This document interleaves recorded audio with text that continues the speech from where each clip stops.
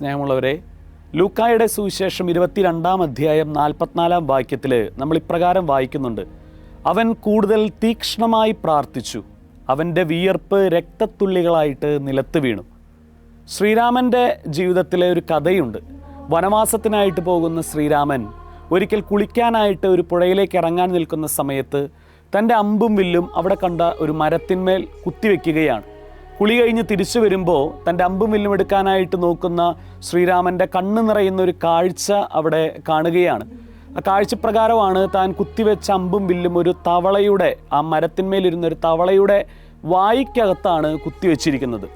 ഉടനെ തന്നെ ശ്രീരാമൻ ആ അമ്പും വില്ലും ഒക്കെ ഊരിയെടുത്ത് ഈ അർദ്ധപ്രാണനായിട്ട് കിടക്കുന്ന, മരണത്തോട് മല്ലടിക്കുന്ന ഈ തവളയോട് ചോദിക്കുകയാണ്, നിനക്കൊന്ന് ഉറക്കെ നിലവിളിച്ച് കരയാമായിരുന്നില്ലേ? എനിക്കത് പെട്ടെന്ന് എൻ്റെ ശ്രദ്ധയിൽപ്പെടുമായിരുന്നല്ലോ. ഈ തവള തൻ്റെയുള്ള ആകെ കൂടെയുള്ള കൊച്ചു ഒരു ശ്വാസത്തിൽ ഈ രാമൻ്റെ അടുത്ത് പറയുകയാണ്, ചെറുപ്പം മുതലേ ഞാൻ രാമ രാമ എന്ന് വിളിച്ചിട്ടാണ് ഞാൻ ജീവിച്ചിട്ടുള്ളത്. എന്ത് അപകടം വന്നാലും ഞാൻ രാമ രാമ എന്നാണ് ഉച്ചരിക്കാറുള്ളത്. ആ രാമൻ തന്നെ ഒരു അപകടമായിട്ട് എൻ്റെ അടുത്തേക്ക് വരുമ്പോൾ ഞാൻ പിന്നെ ആരെ വിളിച്ചാണ് കരയേണ്ടത്? സംഭവം, കഥ ഇവിടെ അവസാനിക്കുകയാണ്. നമ്മുടെ ക്രൈസ്തവ ജീവിതങ്ങളിലേക്ക് എപ്പോഴും നമ്മൾ ചിന്തിക്കേണ്ട ഒരു വസ്തുത, പലപ്പോഴും നമ്മൾ ഇതുപോലെയുള്ള സഹനങ്ങൾക്ക് മുൻപിൽ ദൈവത്തിൻ്റെ മുൻപിൽ ഒരു ചോദ്യചിഹ്നമായിട്ട് മാറാറുണ്ട്. എന്തുകൊണ്ട് എൻ്റെ ജീവിതത്തിലേക്ക് ഇത്രയേറെ സഹനങ്ങൾ നീ തരുന്നു? ദൈവത്തോട് കൂടെ നിന്നിട്ട് എന്തുകൊണ്ട് എനിക്ക് ഇത്രയേറെ സഹനങ്ങൾ തരുന്നു? ആദ്യം നമ്മൾ കേട്ട ലൂക്കായുടെ സുവിശേഷത്തിൽ പറഞ്ഞു വെക്കുന്നില്ലേ, ഈശോ പോലും തീവ്രമായ വേദനയാൽ കുരിശിൽ കിടന്ന് പിടയുകയാണ്.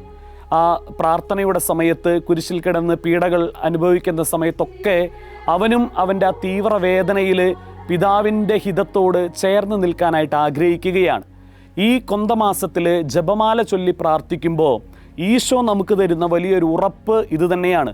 നിൻ്റെ സഹനങ്ങൾക്കിടയിൽ, നിൻ്റെ വേദനകൾക്കിടയിൽ, നിൻ്റെ പ്രയാസങ്ങളുടെയും ഒറ്റപ്പെടലുകളുടെയും ഇടയിൽ നിനക്ക് താങ്ങായി തണലായി ഞാൻ തരുന്ന വലിയൊരു സമ്മാനമാണ് ഈ പരിശുദ്ധ അമ്മ.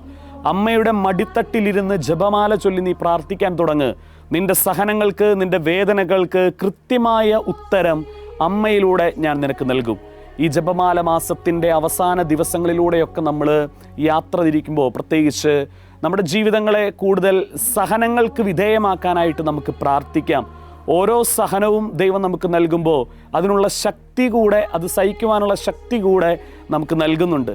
പരിശുദ്ധ അമ്മയെ വെറുതെ സഹരക്ഷകയായിട്ട് ദൈവം ഉയർത്തിയതല്ല.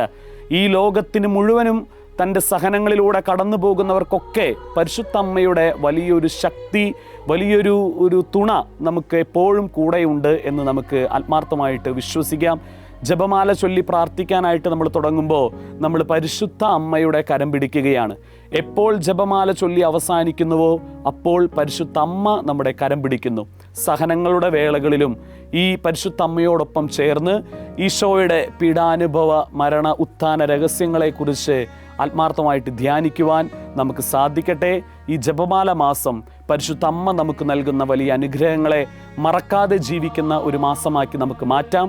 ദൈവത്തിൻ്റെ പ്രത്യേക അനുഗ്രഹം നമ്മുടെ ഓരോ സഹനവേളകളിലും നമുക്ക് കൂട്ടായിരിക്കട്ടെ.